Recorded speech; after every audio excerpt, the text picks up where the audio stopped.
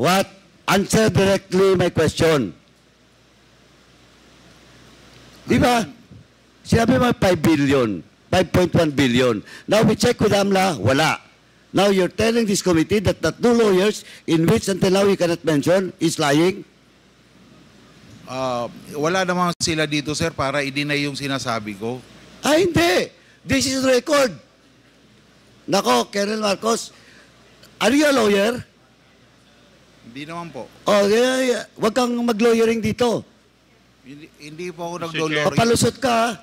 I am not a lawyer. Pero hindi ka pwedeng lumusot dito.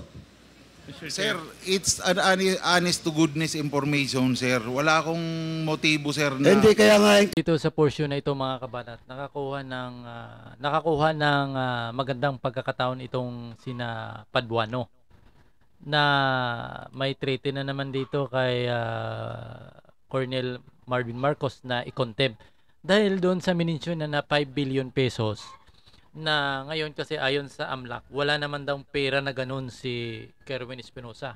Totoo lang, kung babasehan mo sinabi ng AMLAC dito, napakaliit lang yung pera ng napakaliit lang ng pera ng ni Espinosa ito.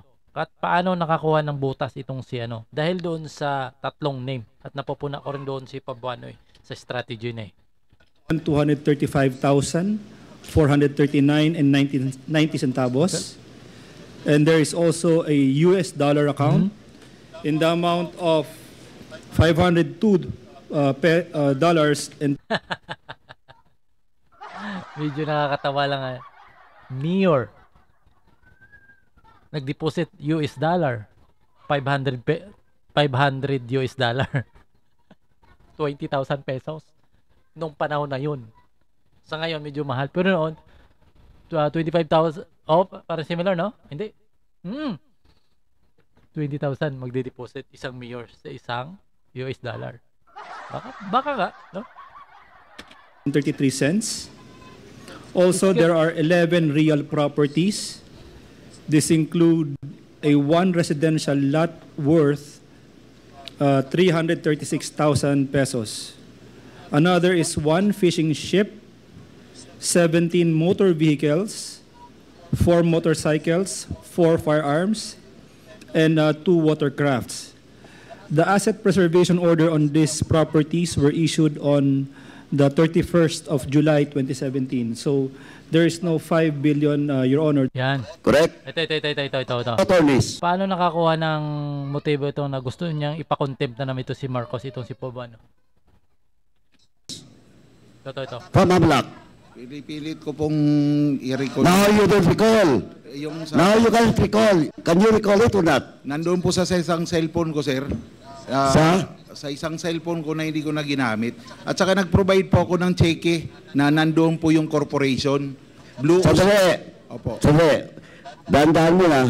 I'm just asking you about that 5.1 billion. And you tell this committee that your source is the two attorney or lawyer from the AMLAC. Now, I told you that is not an official document. Correct? It could be, hindi ba siya authenticated, sir? Oh, that's why you cannot use it. Dandahan ka po. Dito sa committee to. Second, you cannot anymore remember the two lawyers from AMLAC? Pardon, sir? Hindi mo na matandaan yung dalawang abogado? Pili ko nire-recall, pero sigurado ako, sir, nandun sa isang cellphone ko po yung... How did you get that information? You talk to them? Personally? We were ongoing, sir, with the financial... Sandali. You talk to them, yes or no? Personally? Personally, sir. So you cannot remember the names? You talk to them personally, but you cannot remember the names? Ito, kukomment lang ako dito. Ito yung ito yung isang napapansin ko kay Paduano Dapat ang sinabi ni mali yung strategy ni Paduano Paduano. Dapat ang sinabi niya dito, kunin natin yung cellphone number mo. Cellphone number, yung old cellphone number mo. Doon naka-record Ang problema dito kay Paduano, mga kabanat, ang ipilit niyang ipa-recall yung pangalan ng dalawang attorney na 7 years ago na nakaraan. Ikaw, tatanungin ko kayo. Sa loob ng 7 years ago, may nakilala kayong tao na-meet nyo sa mall. Or halimbawa, nagkasama kayo. O palagay natin, classmate nyo sa loob ng 7 years, nag-ano kayo, nag-meet kayo, halimbawa sa isang, kumbaga classmate nyo, sa loob ng isang room. Nakilala mo pangalan. Di ba? Tapos di na kayo nagkita, wala kayong communication sa loob ng 7 years. Tanongin ko kayo, maalala nyo pa pangalan? Maalala nyo pangalan?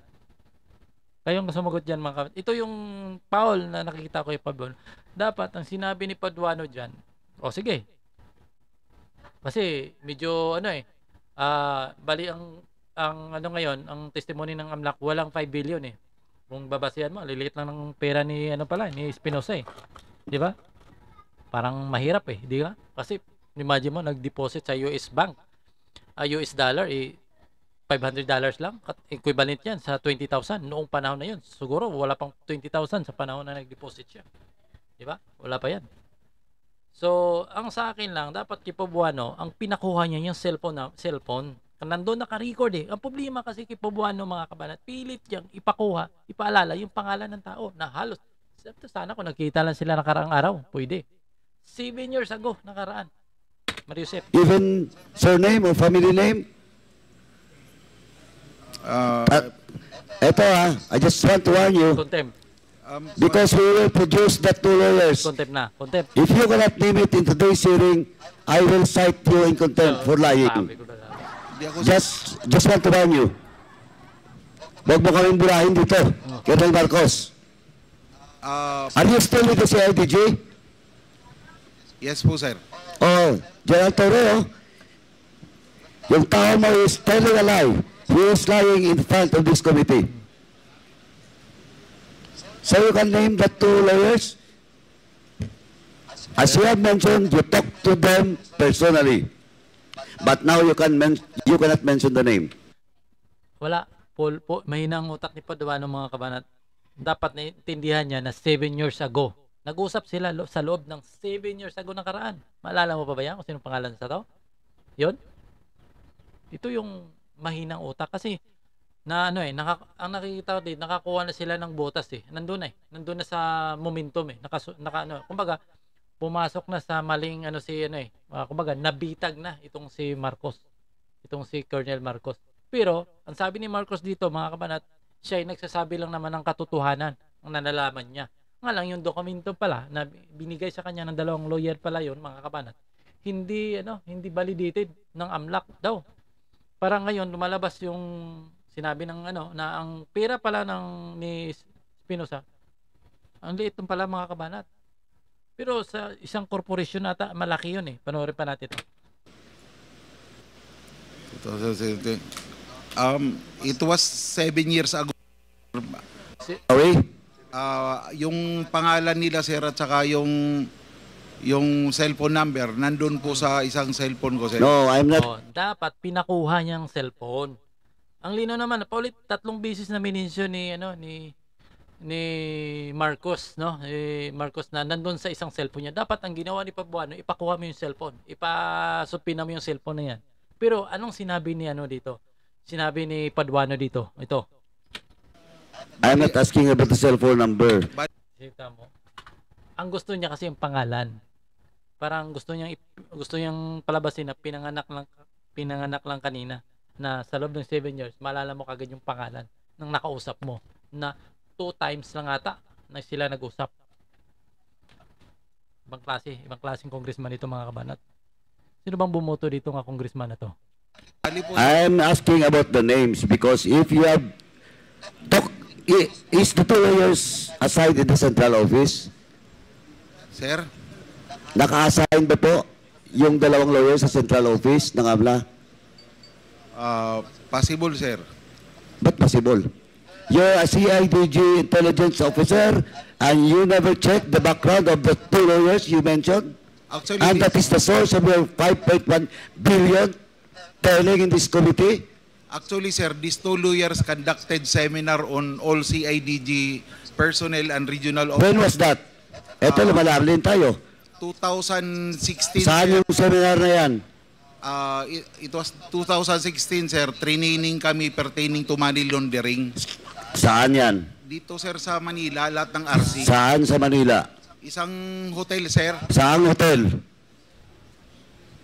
Hindi mo na naman matandaan yung hotel. Actually, the training sir is mandatory for regional. Hindi nga, I'm asking about the hotel. You cannot mention the name. Now you're telling us that there is a seminar in that hotel. And what is that hotel? Because we have to check that hotel. If indeed there's a seminar on that day. I'll try to recall sir. Doon ko po nakilala yung dalawang lawyer. Eto, Colonel Marcos, ha? Eto, I just want to warn you. Mr. Chair, Eto, this is your first offense of lying. Mr. Chair, Yes. Ito. with the indulgence of the Honorable Paduano, With the indulgence of Congressman one Paduano. question lang, one question. Yes, Congressman Naakop, you're recognized.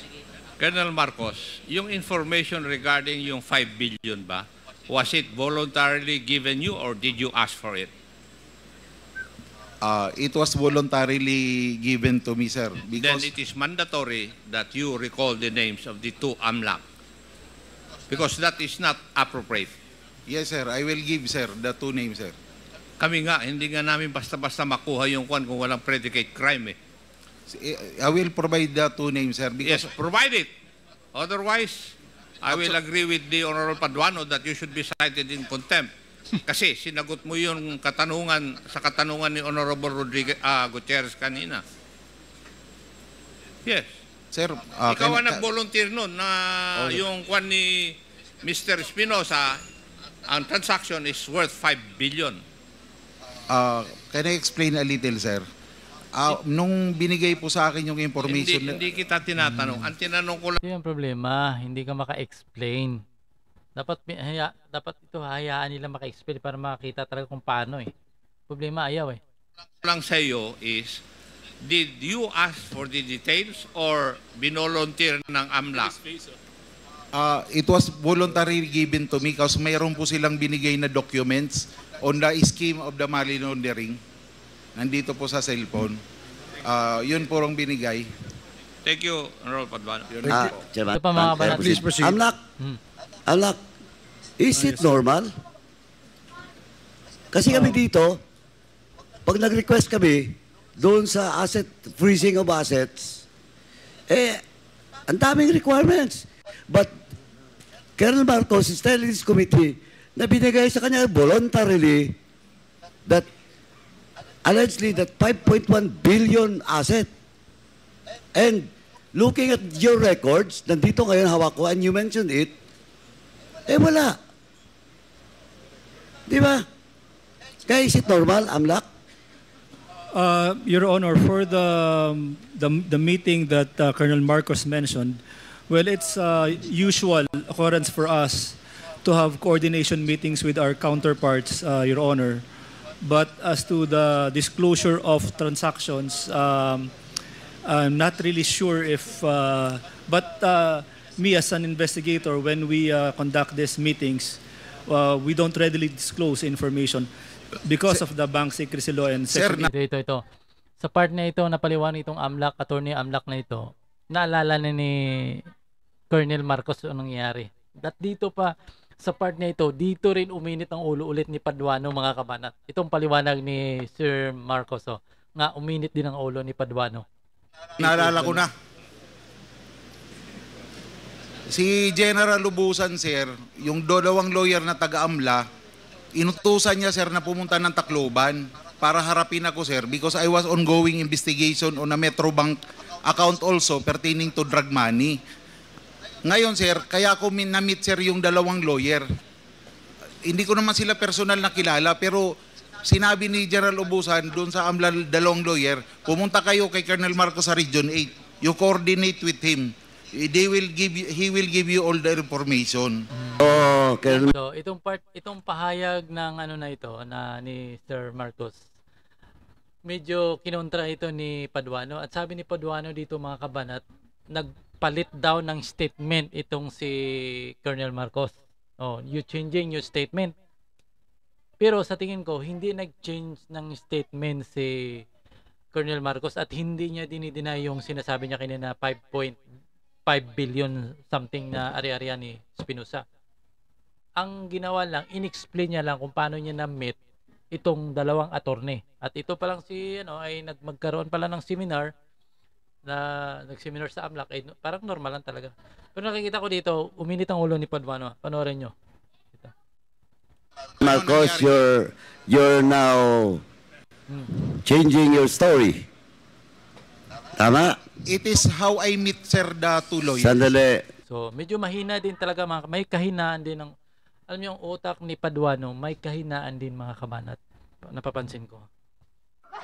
Kasi, pinaliwanag lang naman ni Colonel Marcos yung kung paano niya na-meet yung kasi tinatanong niya kung sinong pangalan sang dalawang attorney nagbigay sa kanya ng information. At naalala niya kung paano sila nag-meet yung sa utos din ni pangalan tong lalaki kanina isang di ba? Ni-explain niya. Wala akong nakitang changing story doon. Ay, ito pa. Opo, sir. So you're not changing your story? Yes or no? Hindi naman po, sir. Doon ko sila Anong hindi?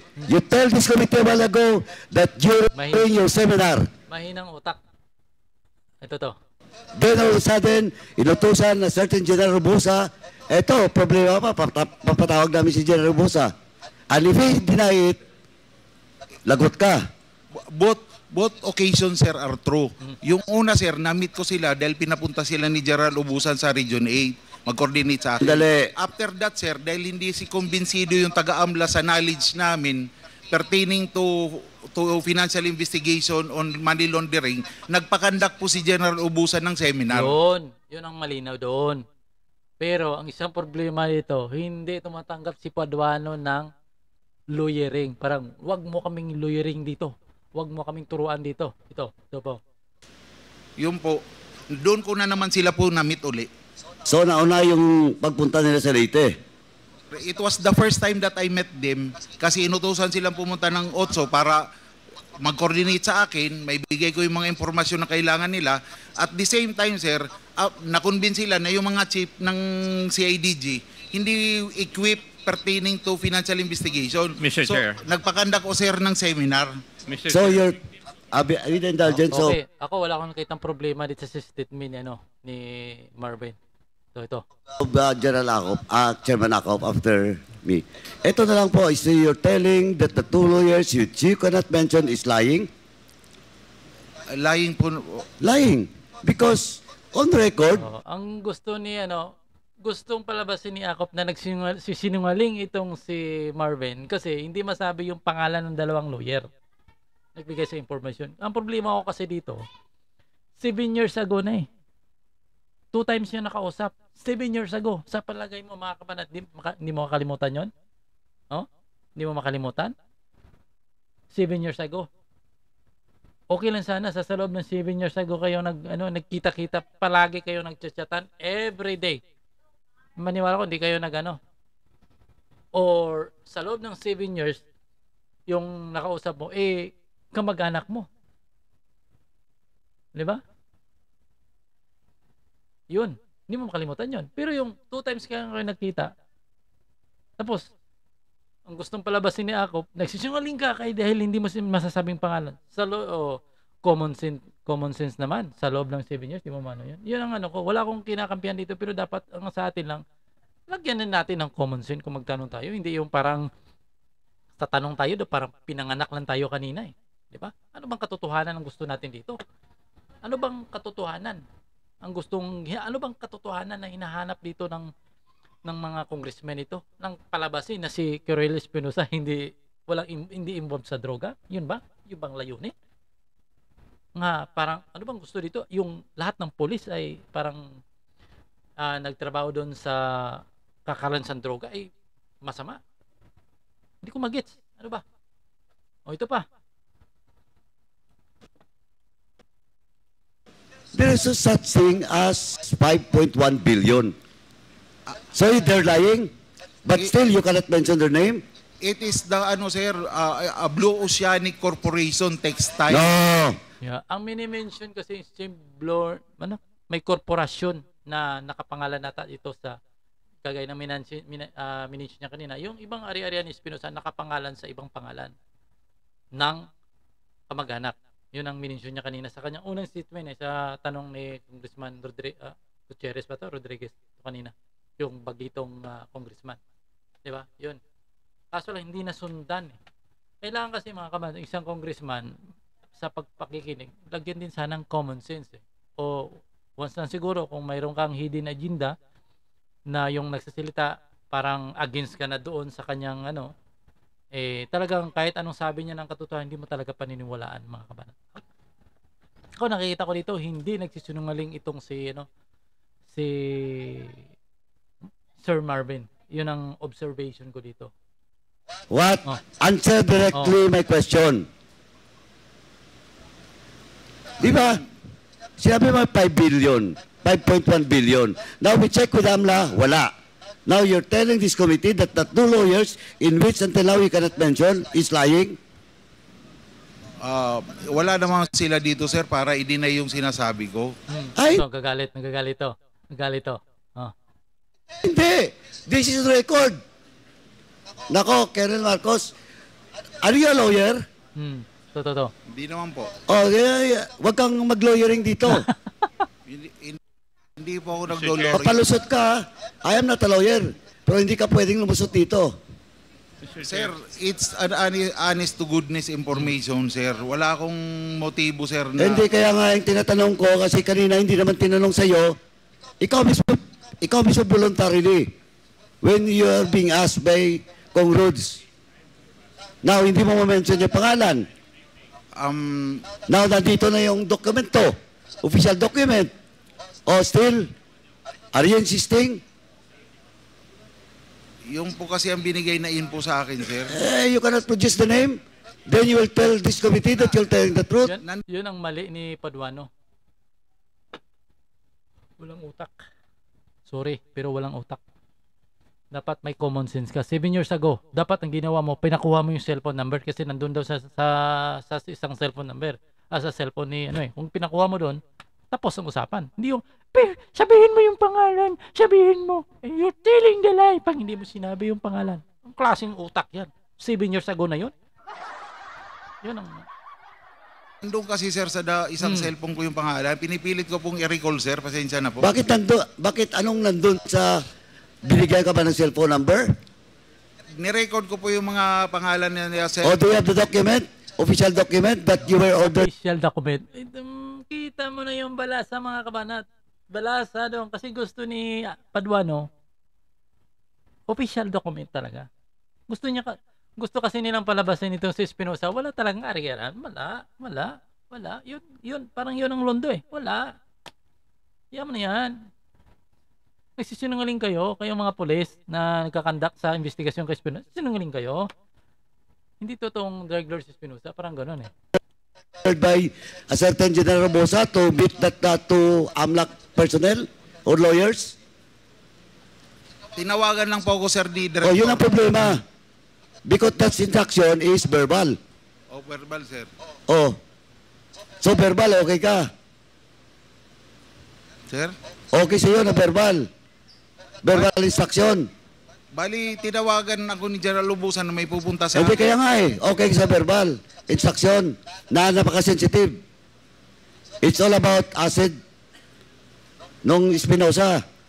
Oh, they were ongoing investigation noon, sir. Oh, yun yung problema mo to ni Ongoing po. Colonel Marcos. Yun ang problema mo. Eto i-hold ko muna. Yes, Chairman Akop. Mr. Chair,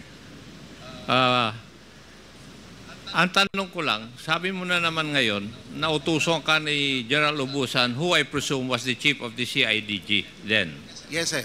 Siya ang boss mo. Inutusan o sinabihan ni General Lubusan yung dalawang AMLAC na pumunta sa iyo kasi ikaw ang nakakalam. Tama ba yung pagkarinig ko sa sagot mo? Opo, sir. Tama po, sir. Ano yung bagay na iniimbestiga ng AMLAC? At bakit lumabas doon yung 5.1 billion na sinasabi na financial transaction ni Mr. Kerwin Espinosa? Kasi during that time, sir, I was, dahil ako ang regional chief ng CIDG 8, sinabi ba nila? Sir? Sinabi ba nila na ang iimbestigahan nila yung financial transaction ni Mr. Kerwin Espinosa? Yes po sir, yun ang specific na pakay nila sir. Ay, mandatory na sabihin mo yung pangalan ng dalawang AMLAC. Opo sir. Chairman, can I proceed? 7 years ago kasi dapat Thank you, pinakuha niya, Chairman Akop. pinaverify Now, sana yan eh. You should submit in this committee the names of that Ayan. Ayan sana two ang lawyers ginawa. from AMLAC. Ayan sana ang ginawa kanina, hindi yung nagyayabang eh. Isubmit mo yung pangalan dahil 7 years ago na yun. Isubmit mo yung pangalan ng dalawang AMLAC pangalan. Yun sana ang tama. Hindi yung continue. Klaseng Paduano na to. Sarap pasuntok kay Congressman Marcolita. Before we end this hearing, or else this committee will be pushed aside to in contempt, Colonel Marcos. Nako, contempt. Sorry. Sige Is po it sir, produced? i-recall ko sir. Now, let me proceed, Mr. Chairman. You mentioned, kaya tinanong kita kanina kung lawyer ka eh. Kasi you mentioned about compelling reasons for the issuance of search warrant.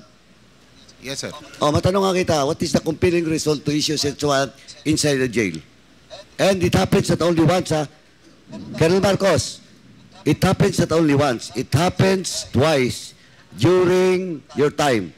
Yes sir. Tama? Yes sir. Twice nangyari. Dalawang beses, dalawa ring tao ang namatay Yes sir. na mga allegedly drug lords. Opo sir. Oh, now, please answer what are those compelling reasons? Kasi nandito taga-GOJ.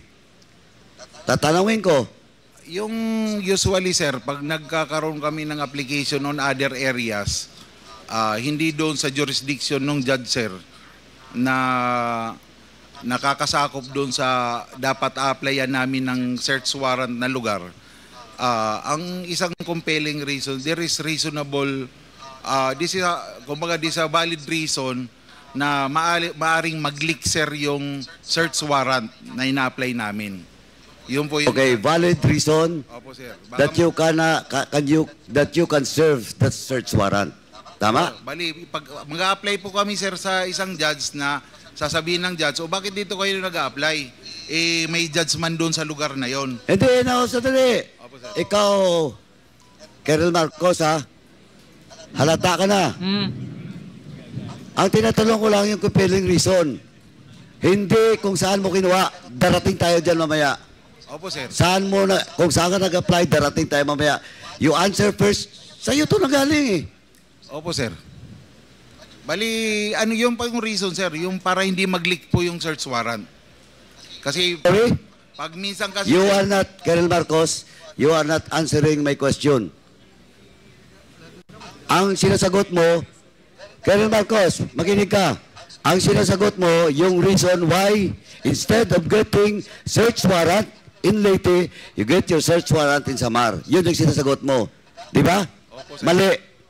Ang tanong ko, what is the compelling reason to issue a search warrant in a government facility, and in this case, a jail under the Bureau of Jail Management and Penology. What is that compelling reason? We have a reason to believe, sir, based on intel reports, that there is collusion between the jail guards. Again, you don't answer my question. Ang tinatanong ko, hindi kung saan ka kumuha ng search warrant. Ang tinatanong ko, yung sinasabi mong compelling reason to issue a search warrant inside a government facility, and in this case, Ito naman sa sagot jail, under the supervision of the BGMP. Ito naman sagot Ano bang klaseng tanong yan?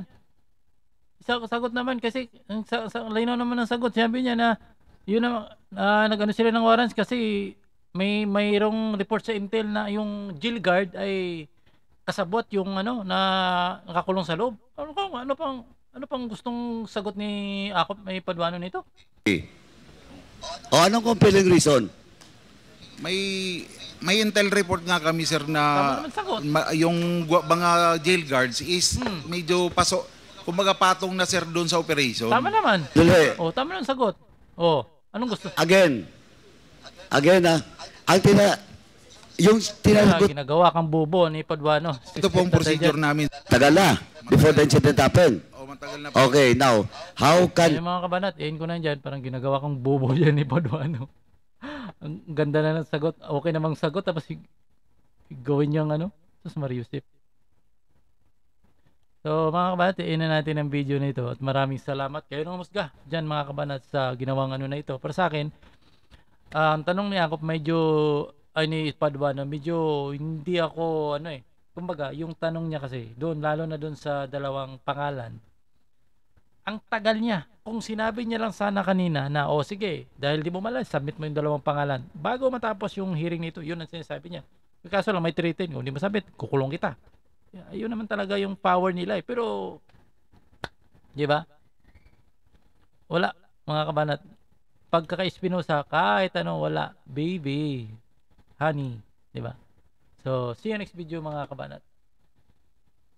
Tala makikita mo dito yung lundo Lundo ng tanong kung sinong tinitirada.